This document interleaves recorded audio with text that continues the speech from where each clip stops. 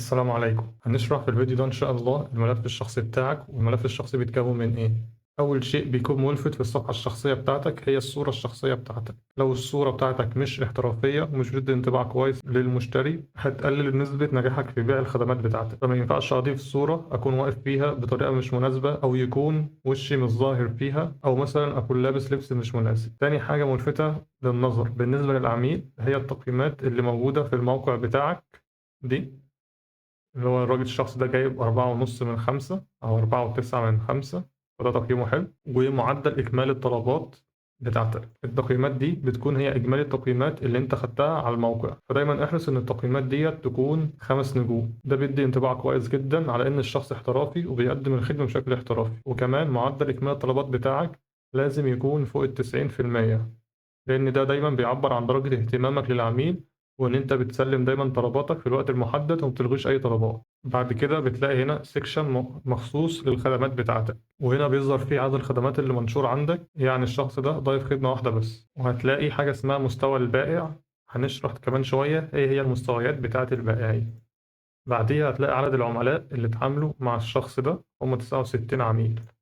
بعد كده هتلاقي متوسط سرعة الرد، وهنا سرعة متوسط الرد مهمة بالنسبة للمشتري، لأن هنا المشتري ممكن يكون محتاج الخدمة بشكل أسرع، فهو ممكن يدخل على الصفحات الشخصية للبائعين ويختار الشخص اللي عنده سرعة رد أقل بكتير عشان يضمن إن الشخص ده متواجد على الموقع دلوقتي وهيرد عليه بسرعة. بعد كده هتلاقي حاجة اسمها تاريخ التسجيل، ده التاريخ اللي أنت عملت فيه الأكونت على موقع خمسات.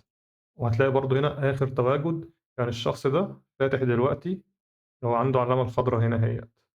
بعدها في جزء التوثيقات هتلاقي إن الراجل ده موثق البريد الإلكتروني بتاعه وموثق الهوية الشخصية بتاعته، بس رقم التليفون مش عامله، مش موثق. بعدين لو جيت هنا هتلاقي الخدمات اللي هو بيقدمها، وزي ما قلنا هو بيقدم خدمة واحدة بس. وعندك التقييمات، ديت التقييمات اللي جات للشخص ده من كل العملاء أو من العملاء اللي قيموه.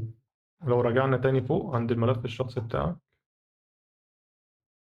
هنلاقي نبذة عنك. احنا اتكلمنا في الجزء الخاص بموقع أبورك ازاي تكتب النبذة الشخصية بتاعتك أو الفقرة بتاعتك يعني. فالكلام اللي احنا قلناه في موقع أبورك ينطبق على النبذة الشخصية بتاعتك هنا برضو في موقع خمسات. علشان تعدل النبذة الشخصية بتاعتك هنرجع للبروفايل بتاعنا، تعديل الملف الشخصي، ونكتب النبذة التعريفية بتاعتك هنا، وبعدين تعمل حفظ. حاجة مهمة تانية جدا واحنا واقفين هنا الإشعارات بتاعة الموقع. هنا لازم تعلم هنا على العلامة ديت علشان لو عميل بعت لك رسالة موقع خمسات ينبهك عن طريق الإيميل علشان متوسط سرعة الرد بتاعتك تبقى عالية، فلازم تكون عامل العلامة دي.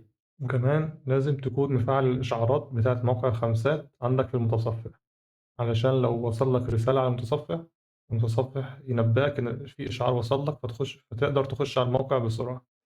علشان نفعل الإشعارات والمتصفح يبعت لك صوت، أنت هنا مثلا بستخدم متصفح كروم، هتيجي عند الشرط اللي فوق هنا تعمل إعدادات الموقع الإلكتروني، وبعد هنا في الأذونات تدور على الإشعارات.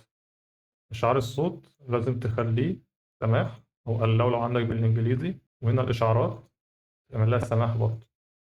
كده أنت الإشعارات أو أي تنبيه أو أي إشعار يوصلك على موقع خمسات، هي الموقع أو المتصفح هيبعت لك صوت إن في إشعار وصل، فتقدر ترد على العميل بشكل أسرع.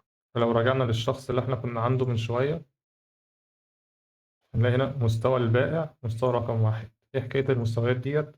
لو جينا هنا شفنا خمسات وبعدين نزلنا عند المستويات هنا هتلاقي بيشرح لك المستويات اللي موجودة على موقع خمسات. أنت علشان توصل للمستوى التاني لازم يكون عدد العملاء بتوعك 10 عملاء، التقييم بتاعك فوق الأربعة، معدل إكمال الطلبات 80%، معدل نجاح التواصلات 15%، وسرعة الرد أقل من 24 ساعة. نجاح التوصلات ديت هي مدى لو في مثلا 100 عميل كلموك في 15 واحد منهم اشترى منك خدمة، دي النسبة بتاعت معدل التواصلات.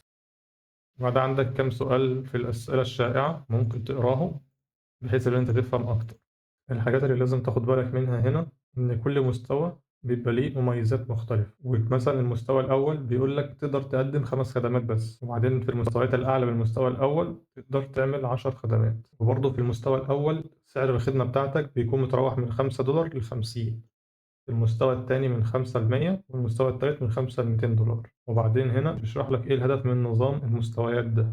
يبقى احنا كده في الفيديو ده شرحنا الملف الشخصي وازاي الملف الشخصي بيتكون من ايه بالظبط، ونبهنا على ان الصورة لازم تكون احترافية، وازاي نقدر نضيف نبذة عنك، لان الكلام ده هو المسؤول عن جذب المشتري بشكل كبير. هو هناك ايه هي التقييمات اللي موجودة، وايه هو معدل اكمال الطلبات والتفاصيل دي كلها، وكمان شرحنا المستويات بتاعة البائعين اللي موجودين على الموقع. ده كده كل حاجة في الفيديو ده، وهنشوفك الفيديو اللي جاي ان شاء الله.